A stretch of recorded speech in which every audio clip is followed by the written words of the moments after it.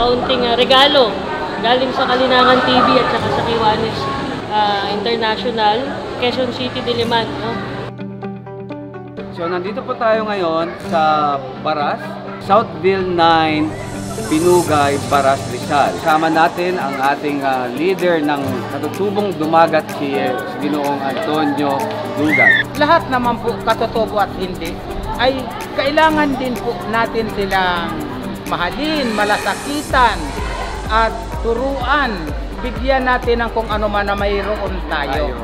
Nagawa na namin ang aming first ever na hygiene kit giving dito sa 100 na mga bata dito sa Dumagat.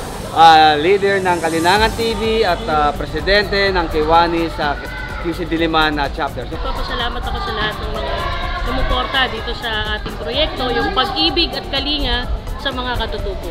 Ang Kalinangan TV ay iikot sa buong Pilipinas, sa bawat tribo ng mga katutubo at pagsisilbihan natin sila. Bibigyan natin sila ng anuman ang kailangan ng kanilang komunidad.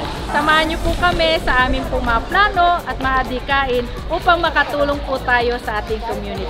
Marami pong salamat. Thank you, Kalinangan TV.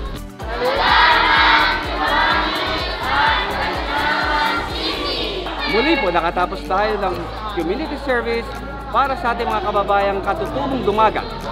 Ako si Cesino Cruz, Dugong Maharlika, lahing Maginoo para sa buong mundo.